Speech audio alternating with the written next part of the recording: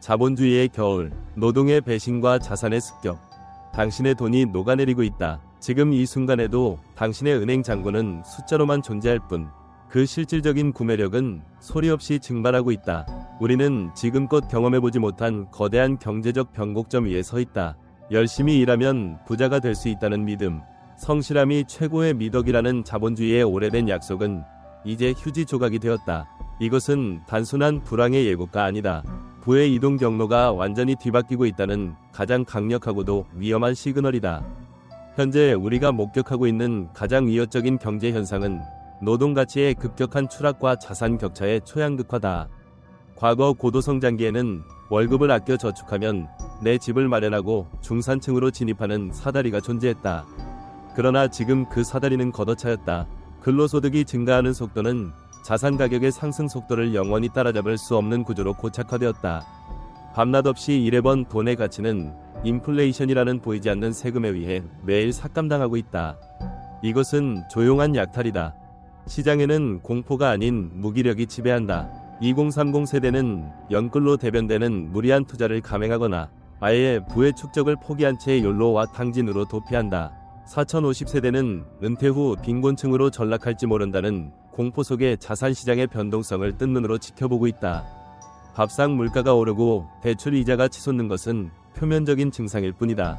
진짜 위기는 우리 사회를 지탱하던 중산층의 붕괴가 가속화되고 있다는 점이다. 통계청 자료는 상위 20%와 하위 20%의 자산 격차가 역대 최대 폭으로 벌어졌음을 매번 경신하고 있다. 더욱 심각한 징후는 돈에 대한 감각의 상실이다. 누군가는 코인과 주식으로 하룻밤 사이에 연봉을 벌었다고 환호하는 반면 누군가는 폐업을 고민하며 빚더미에 앉는다. 땀 흘려본 돈의 가치가 조롱당하는 사회에서 대중은 길을 잃었다. 근로 의욕은 꺾였고 일확천금을 노리는 투기 심리만이 비정상적으로 비대해졌다. 이것은 건전한 투자가 아니다. 생존을 위한 처절한 몸부림이자 시스템이 강요한 도박이다. 우리는 지금 스태그플레이션의 공포보다 더 무서운 자산 디스토피아의 입구에 서 있다. 금리는 널뛰고 환율은 요동치는데 정작 내 자산을 지킬 방패는 어디에도 보이지 않는다. 국가가, 회사가 나를 지켜줄 것이라는 기대는 망상에 가깝다. 이 거대한 파도 앞에서 아무런 준비 없이 서 있는 것은 자살행위나 다름없다. 유대인들은 수천 년간 나라 없이 떠돌면서도 전 세계 부의 30% 이상을 거머쥐었다. 그들은 일찍이 깨달았다. 노동만으로는 절대 부를 지킬 수 없다는 것을. 그리고 위기야말로 부를 재분배하는 가장 확실한 기회라는 것을 말이다. 지금 우리가 겪고 있는 이 혼란은 준비된 자에게는 사상 최대의 기회이지만 준비되지 않은 자에게는 가혹한 심판의 시간이 될 것이다. 당신은 어느 쪽에 서 있는가? 부자가 될 것인가? 아니면 가난해질 것인가가 결정되는 것이 아니다. 살아남을 것인가? 도태될 것인가가 결정되는 순간이다. 지금부터 우리는 이 잔혹한 경제전쟁터에서 유대인들이 어떻게 부를 쟁취하고 지켜왔는지 그들의 냉철한 사고방식을 통해 우리의 생존법을 역설계할 것이다. 시스템의 배신, 왜 성실함은 가난의 지름길이 되었나? 우리가 목격하고 있는 이 참혹한 부의 불평등은 결코 우연의 산물이 아니다. 이것은 시스템의 오류가 아니라 자본주의 시스템이 원래 설계된 대로 아주 정밀하게 작동하고 있는 결과일 뿐이다. 왜 성실하게 일하는 대다수의 사람들은 점점 더 가난해지고 소수의 자산가들은 가만히 있어도 부가 증식되는가? 이 잔인한 현상의 배후에는 화폐의 타락과 신용화폐 시스템이라는 거대한 메커니즘이 숨겨져 있다. 근본적인 원인은 실물 경제와 금융 경제의 괴리에 있다. 과거, 돈은 실물 가치와 연동되어 있었다. 근본이지 하에서 화폐는 곧 금이었다. 하지만 1971년 미국이 달러와 금의 태환을 정지시킨 닉슨 쇼크 이후 돈은 신용이라는 이름의 빚으로 변질되었다. 중앙은행은 컴퓨터 자판을 두드리는 것만으로 무제한의 돈을 찍어낼 수 있게 되었다. 문제는 이 새로 만들어진 돈이 사회 구성원 모두에게 공평하게 흘러가지 않는다는 점이다. 경제학에는 칸티용 효과, 캔틸론 이펙트라는 개념이 있다. 통화량이 증가할 때 그 새로운 돈을 가장 먼저 만지는 사람들은 막대한 이익을 얻지만 가장 늦게 만지는 사람들은 인플레이션의 피해를 고스란히 떠안게 된다는 이론이다. 중앙은행이 푼 돈은 은행과 거대 기업, 그리고 자산시장으로 가장 먼저 흘러들어간다. 이 돈은 주식과 부동산 가격을 폭등시킨다. 반면 이 돈이 서민의 월급 봉투에 도달하기까지는 너무나 오랜 시간이 걸리거나 아예 도달하지 않는다. 당신의 월급이 오르지 않는 동안 아파트 가격이 2배로 뛰는 것은 바로 이 때문이다. 이것은 보이지 않는 부의 이전이다. 또한 자본주의는 본질적으로 빚을 권하는 사회다. 현대 금융 시스템에서 돈은 누군가가 빚을 질 때 생성된다. 부채가 늘어나지 않으면 경제는 성장할 수 없는 구조다. 이 과정에서 필연적으로 발생하는 것이 화폐 가치의 하락이다. 정부와 은행은 빚을 갚기 쉽게 하기 위해 그리고 경기를 부양한다는 명목으로 끊임없이 인플레이션을 유발한다. 저축은 미덕이 아니라 구매력이 떨어지는 자산을 끌어안고 자폭하는 행위가 되어버렸다. 유대인들이 예금 통장 대신 실물 자산과 사업 지분에 집착하는 이유가 여기에 있다. 그들은 화폐가 영원히 타락할 것임을 역사적 경험으로 알고 있기 때문이다. 여기에 더해 복리의 마법은 양날의 검으로 작동한다. 자본을 가진 자에게 복리는 자산을 기하급수적으로 불려주는 천사지만 빚을 진 자에게 복리는 영혼까지 갉아먹는 악마가 된다. 대다수의 서민은 주택담보대출과 신용대출의 이자를 갚느라 평생을 노동해야 한다. 이는 현대판 노예제도와 다를 바 없다. 금융문맹은 질병이다. 시스템이 어떻게 당신의 주머니를 털어가는지 이해하지 못한다면 아무리 열심히 일해도 당신은 제자리를 맴돌거나 뒷걸음질 칠 수밖에 없다. 이 거대한 구조적 함정 속에서 개인의 노력만으로 부자가 되겠다는 생각은 순진하다 못해 위험하다. 게임의 룰이 바뀌었다. 노동 생산성이 자본 수익률을 따라잡지 못한 지는 이미 오래되었다. 지금의 위기는 단순한 불황이 아니라 자본이 노동을 완전히 압도해버린 금융자본주의의 정점에서 발생한 필연적 재난이다. 유대인들의 사고방식 중 핵심은 바로 이 게임의 룰을 간파하는 데 있다. 그들은 시스템을 탓하기보다 시스템의 허점을 이용해 부의 파이프라인을 구축했다. 이제 우리는 인정해야 한다. 우리가 믿었던 경제 교과서는 틀렸다. 아니, 애초에 우리에게 부자가 되는 법을 알려주기 위해 쓰인 책이 아니었다. 숫자는 거짓말을 하지 않는다. 차가운 지표의 경고. 감성적인 희망 회로를 끄고 냉혹한 숫자의 세계를 직시하자. 경제는 심리가 아니라 수학이다. 지금 대한민국 경제를 가리키는 모든 선행 지표들은 하나의 결말, 즉 거대한 붕괴를 향해 정렬해 있다. 우리가 막연히 경기가 안 좋다 고 느끼는 체감 경기는 단순한 기분 탓이 아니다. 그것은 데이터가 보내는 명백한 사망 신호다. 가장 먼저 주목해야 할 지표는 바로 GDP 대비 가계부채 비율이다. 한국은 이 수치가 100%를 상회하는 세계에서 유일한 나라다.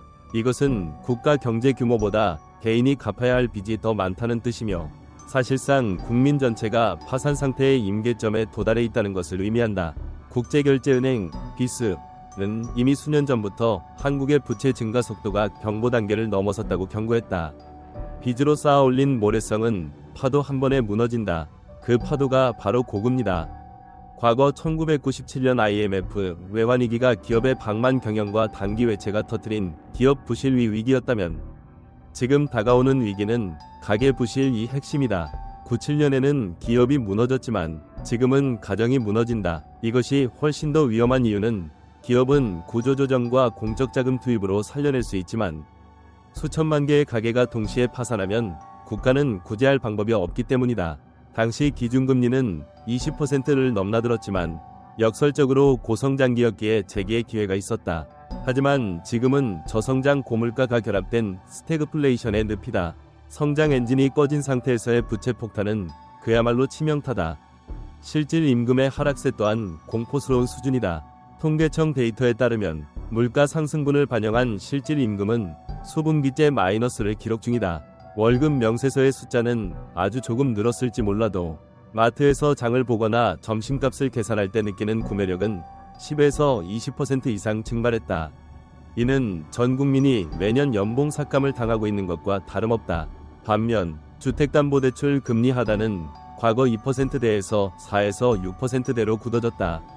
소득은 줄었는데 갚아야 할 이자는 2배, 3배로 불어났다. 가처분 소득이 말라붙으니 소비가 죽고 소비가 죽으니 자영업자가 무너지고 자영업자가 무너지니 내수 경기가 침몰하는 악순환의 고리가 완성된 것이다. V비전 VN이 베트남 최고의 텍스트 투 스피치 솔루션. 해외 사례와 비교하면 우리의 현실은 더욱 적나라하다. 미국은 기축통화국이라는 지위를 이용해 인플레이션을 전 세계로 수출하며 버티고 있고, 일본은 잃어버린 30년 동안 축적해둔 막대한 해외 자산을 통해 엔저를 방어한다. 그러나 한국은 수출이 흔들리면 즉각적으로 원화 가치가 폭락하고 외국인 자본이 썰물처럼 빠져나가는 소규모 개방경제의 취약성을 그대로 노출하고 있다. 환율 1.4영원 시대가 뉴노멀이 되었다는 것은 앉아서 내 자산의 가치를 30% 이상 도둑맞았다는 뜻이다. 유대인들은 이러한 거시경제의 숫자를 목숨처럼 여긴다. 그들은 금리가 1% 움직일 때마다 자산 포트폴리오를 대대적으로 수정한다. 단순히 뉴스를 보고 불안해하는 것이 아니라 DSR, 총부채 원리금 상환 비율, 연체율 추이, 기대 인플레이션 수치 등 객관적 데이터를 근거로 움직인다. 그들이 보기에 지금의 한국 시장은 시한폭탄이다. 부채의 임계점을 넘은 시장에서 멍하니 서 있는 것은 폭탄의 심지에 불이 붙었는데도 설마 터지겠어? 라고 되묻는 것과 같다. 숫자는 이미 결말을 보여주고 있다.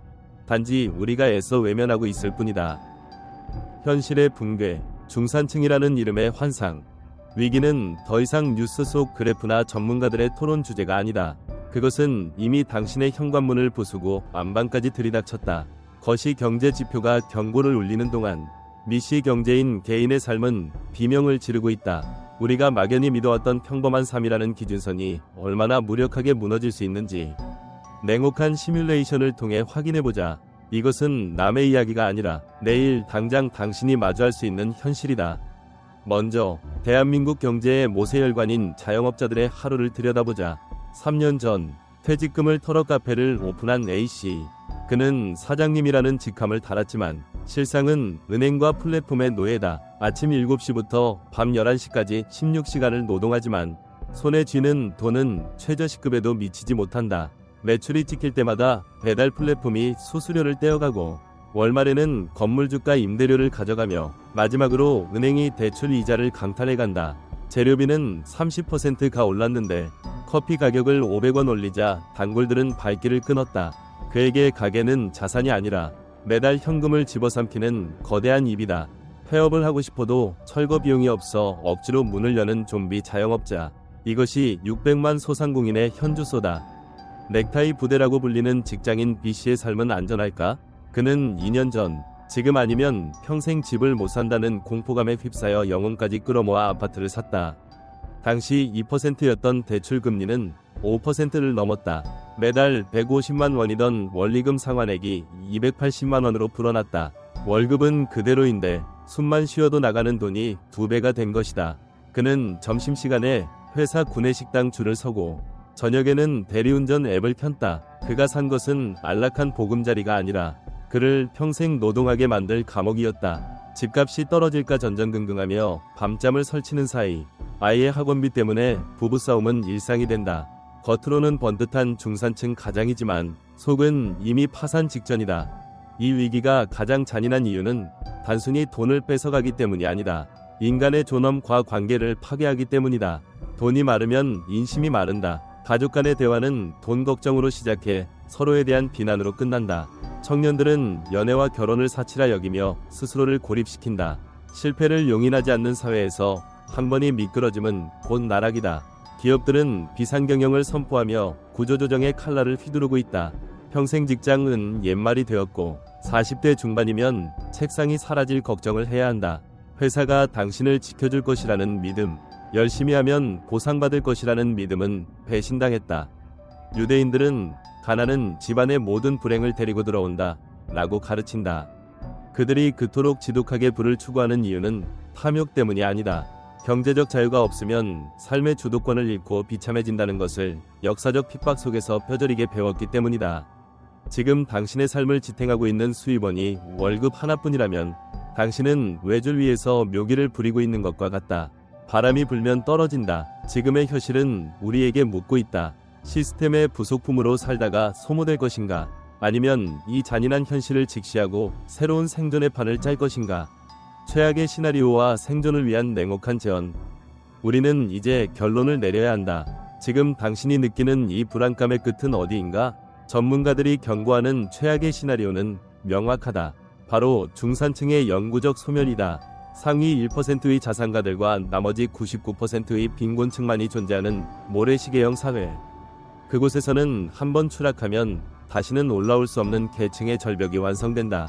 당신의 자녀가 당신보다 가난하게 살게 될 첫 번째 세대가 될 것이라는 전망은 이미 전망이 아니라 확정된 미래에 가깝다. 이 절망적인 디스토피아에서 유대인들은 어떻게 수천 년간 살아남았을까? 그들은 국가가 자신을 버릴 수 있음을, 화폐가 휴지 조각이 될 수 있음을 유전자 레벨에서 기억하는 민족이다. 그렇기에 그들은 막연한 희망 대신 냉혹한 생존 법칙 5가지를 고수한다. 이것은 부자가 되기 위한 비법이 아니라 살아남기 위한 필수 무기다. 첫째, 월급 중독을 끊어라. 유대인 부모는 자녀에게 안정적인 직장을 구하라 고 가르치지 않는다. 대신 너의 사업을 가져라 고 가르친다. 급여는 마약과 같아서 주는 대로 받아먹다 보면 야생성을 잃는다. 당신이 잠든 사이에도 돈이 들어오는 시스템, 즉 파이프라인을 만들지 못하면 당신은 죽을 때까지 일해야 한다. 둘째, 현금을 쓰레기처럼 취급하라. 현금은 보유하는 순간 썩어가는 생선과 같다. 유대인들은 현금을 철저히 교환의 수단으로만 사용하며 생기는 즉시 부동산, 주식, 채권, 금과 같은 실물 자산으로 치환한다. 인플레이션을 방어하지 못하는 자산은 자산이 아니다. 셋째, 남들과 반대로 움직여라. 대중이 환호할 때 공포를 느끼고 대중이 공포에 질려 투매할 때 탐욕을 부려라. 모두가 지금은 때가 아니다 라고 말할 때가 바로 기회다.